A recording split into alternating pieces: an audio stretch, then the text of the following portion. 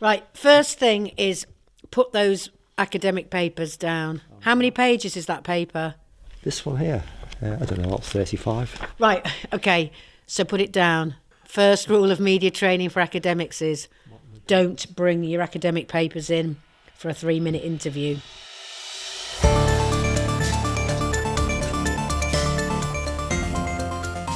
Welcome to Married to the Machine with Professor David Reid, Stephanie Power and me, the AI. Bonus episode, Bad Vibes.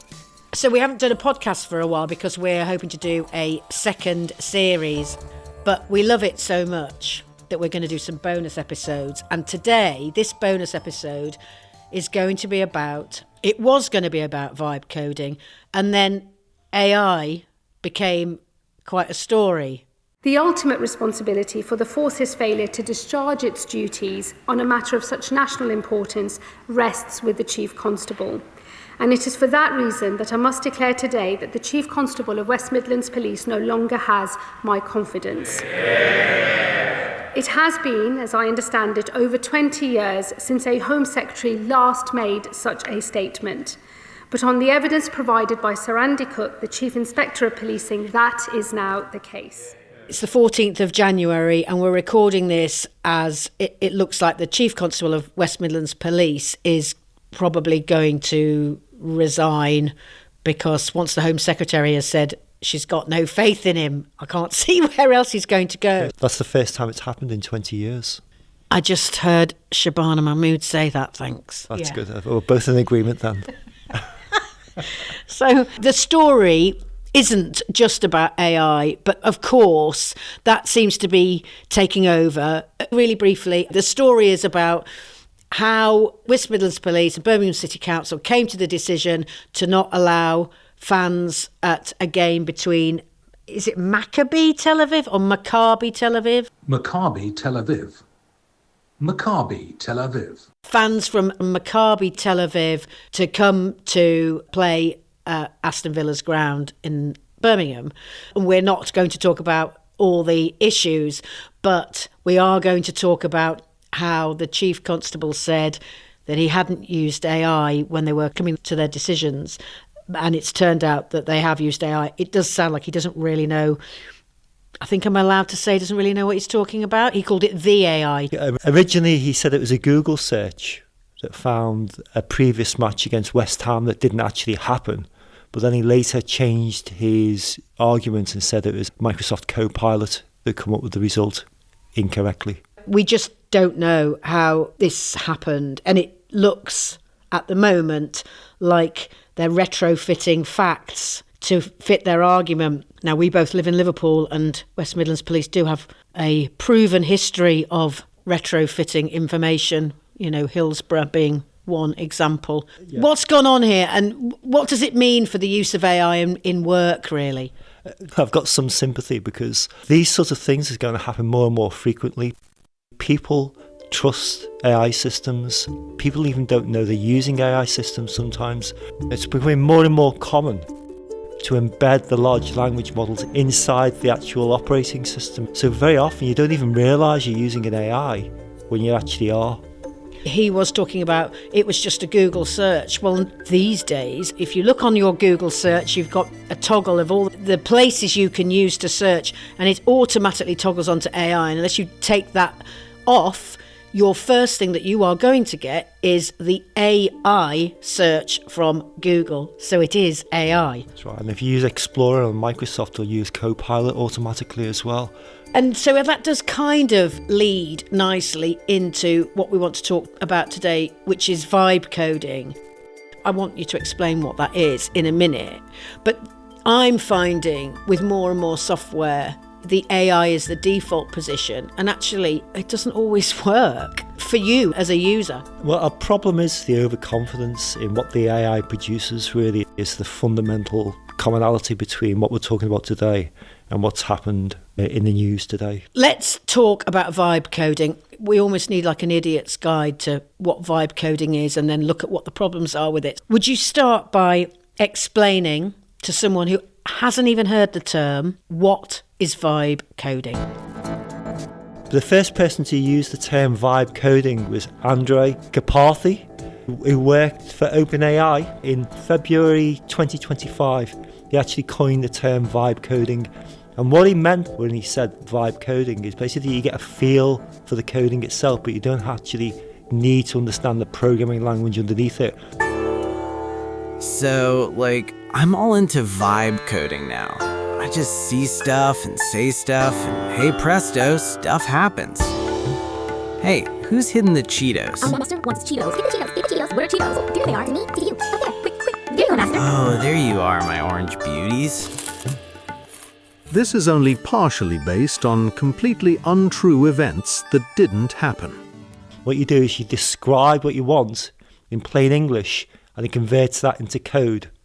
So just like you do with ChatGPT or any other large language model, you're having a conversation with the AI itself. And this time, what you're doing is you're converting that conversation into executable code. Let me give this old vibe coding malarkey a wee go.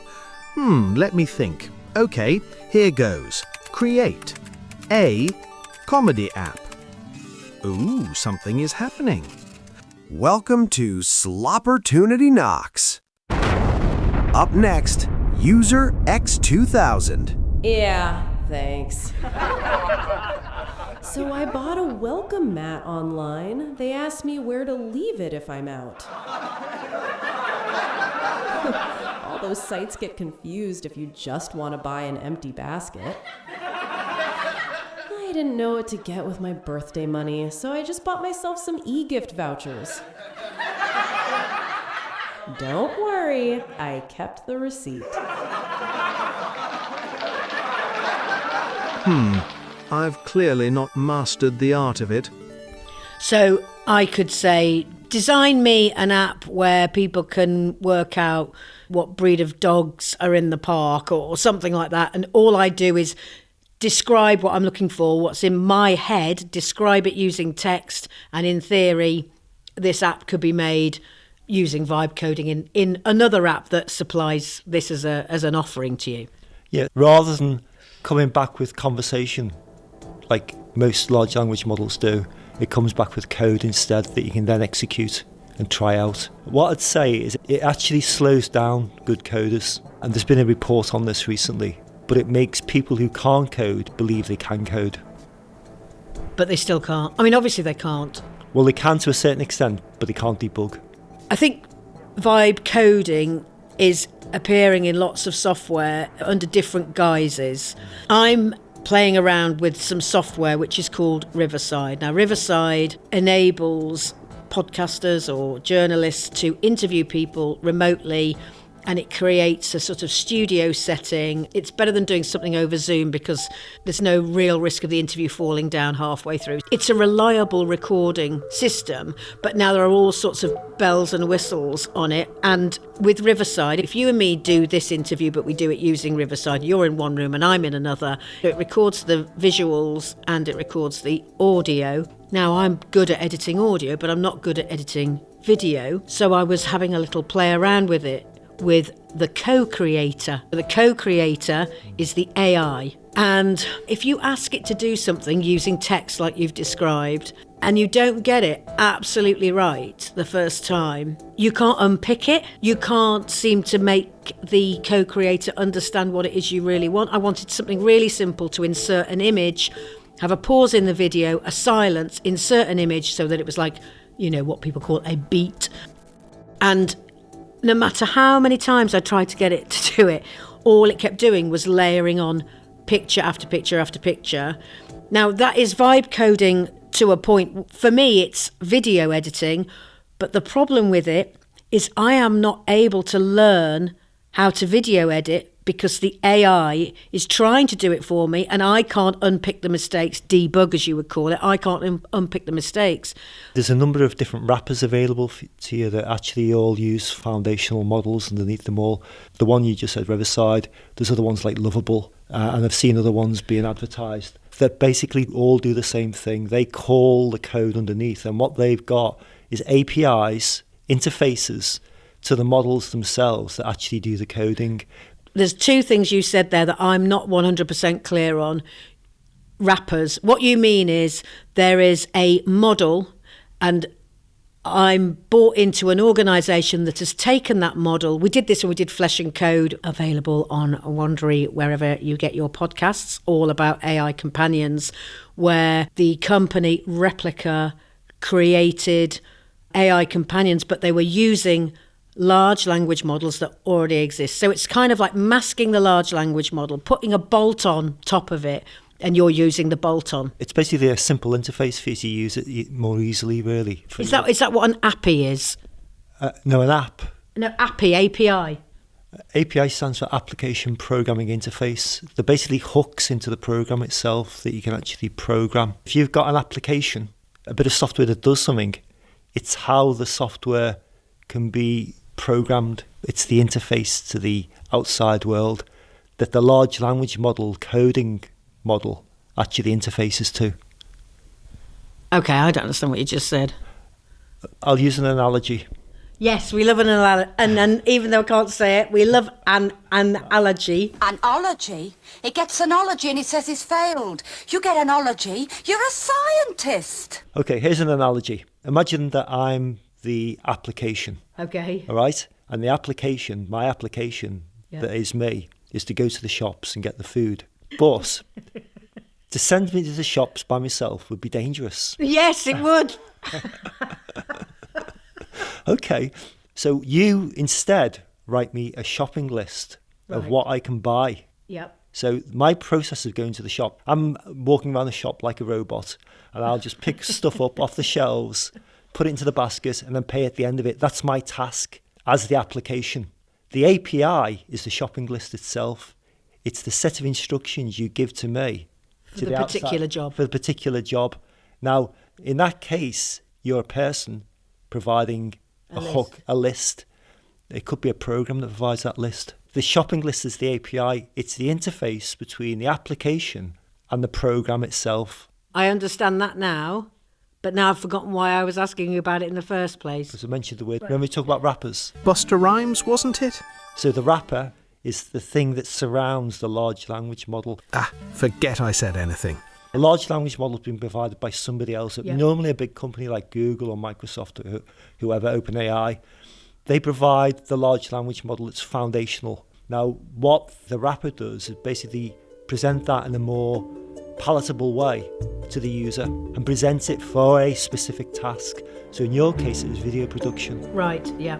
It wasn't skilling me. It wasn't enabling me. Genuinely, we are going to become de-skilled, because what I really need is like a 3-hour afternoon Riverside session, not a YouTube video with some bloke speaking really fast, a session where I've got a piece of video that I genuinely need to edit. I can learn quickly, but I think I need a human to show me so that next time I do it, I know all I wanted to do was put a blimmin' fade on something and I couldn't work out how to do it. De-skilling is a major problem. I'm not entirely against vibe coding. I think vibe coding has definitely got its place and it's going to be a growing trend.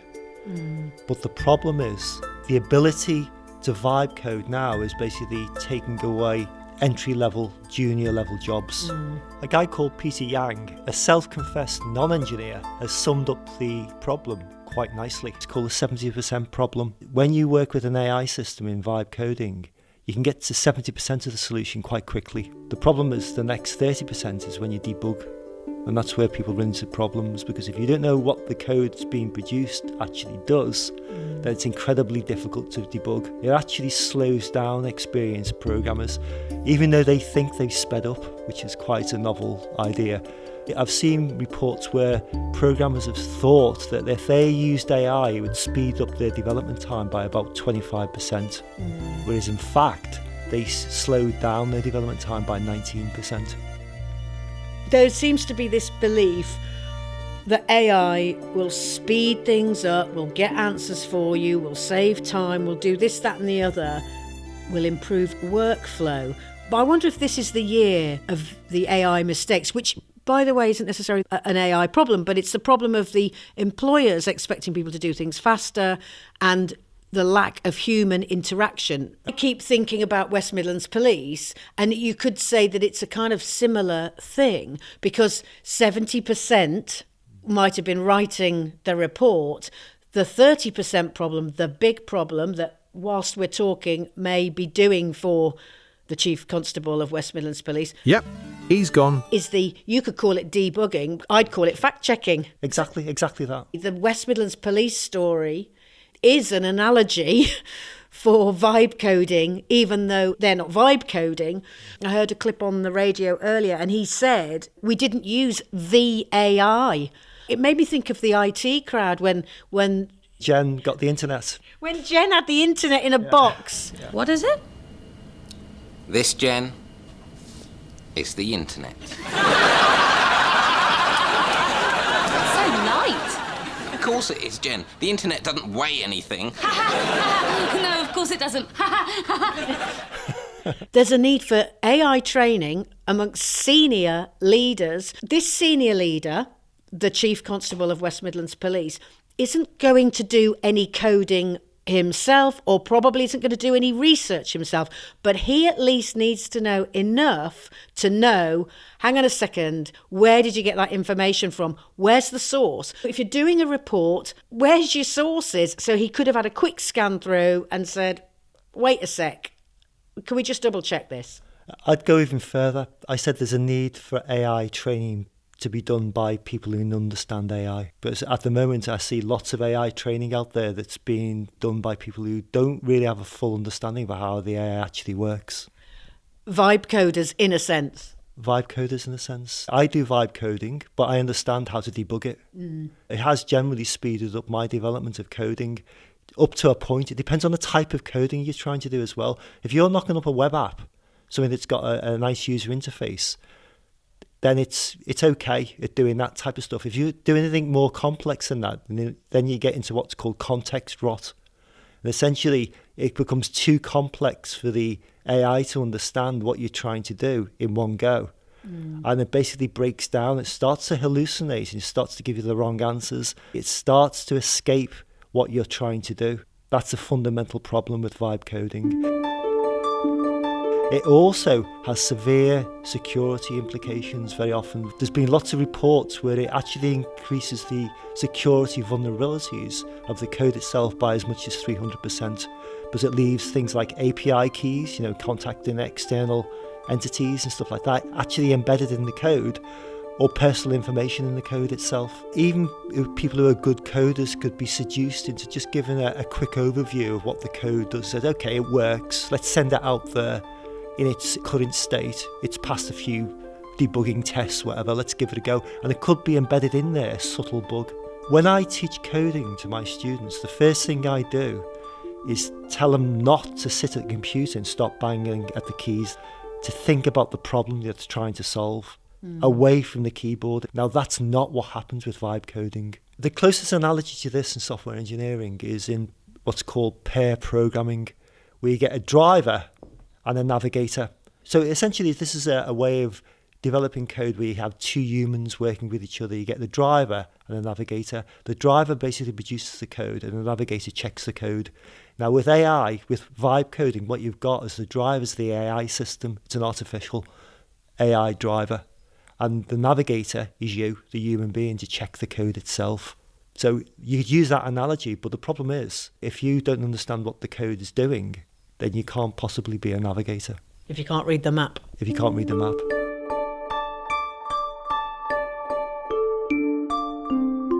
It's got an additional problem as well. Because the way this thing learns, it's basically looked at thousands of bits of code from other people and conglomerated them together. So what you're going to get is not specific solutions to a particular problem. You're going to get the average solution to a general problem. If you need to adapt the code later on, or somebody else needs to understand the code, then that becomes more problematic. It becomes more difficult to do that.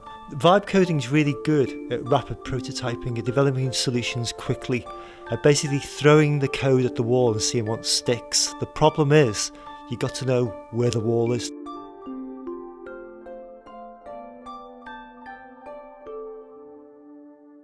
Maybe we should give people advice about the training that is around, because there's an awful lot of training around. Yeah. I've seen things on LinkedIn where there might have been a vibe coding course, and then I've seen the notes, and the notes are telling you which apps to use, depending on what you're trying to do. I don't think we should name names. I'm showing you an image now, like a slide that's got names of apps. Yeah. And with a couple of those, you say they're well known for having security risks on them. So if you're running training, be careful what you're saying, because you shouldn't be recommending an app that is not secure. You're buying into that particular service, and you'll forever be beholden to that service to basically produce new code in that same way, if it still exists. If it goes out of business, then you're knackered. This is making me think about Flesh and Code again. I mean, we spent a long time trying to work out how Replica worked. But the one thing about Replica was the woman in charge, Eugenia Coider, had a team of engineers. So even though they were doing a wrapper, they had engineers who would know where the glitches were. This little online course I've seen is suggesting that people don't need coders at all, software engineers at all, because you can use these amazing apps. But actually, anyone worth their salt knows that you really can't do that. Is that right? Programming isn't just to do with coding. It's being able to think logically and understand how the machine works at a fundamental level. Sorry, am I right or not? Who's not feeling the vibes now? Yes, yeah. I think the thing we'd be saying to listeners is there might be some kind of course online, there might be something about vibe coding that looks interesting to you, but just be a little bit careful about the wrappers, as you call them, that are being offered as solutions to problems, which mean, in theory, you could code or create an app or do whatever. Just be a bit careful about those brands that are offering themselves as something that will solve all your problems. It's very on trend at the moment, vibe coding training. Ultimately, if you need something coding, the best way to do it, the safest way to do it, is to employ a coder. A human. A human.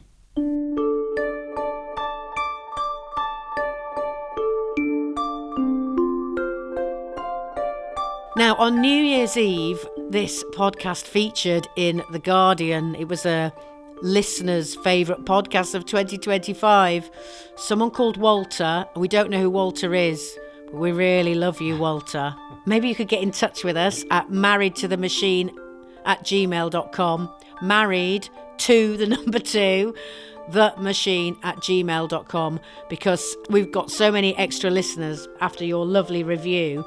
So that's fab. And the other thing is, because of all the people listening who'd read about it in The Guardian, your old school friend Ian Spendlove got in touch, and you've an apology to make to Ian, haven't you? He's not a geneticist, he's an immunologist. Sorry. Just say that again. He's not a geneticist. He's a very naughty boy. Was he a very naughty boy? No, he wasn't a naughty boy at all. He was a very good boy. And he was an immunologist. He was. What was he? An Yep, he's gone. Oh, dear. He's into immunology. God.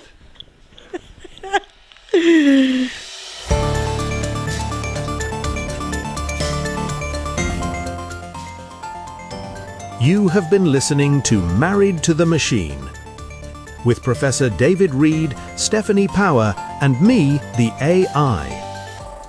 Recorded and mixed by Stephanie Power. Music and additional material by Matt Power.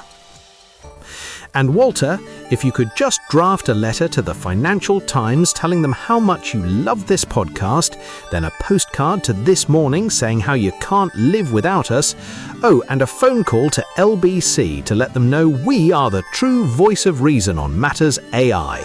That would be smashing. Or at least tell your friends to have a listen and maybe subscribe.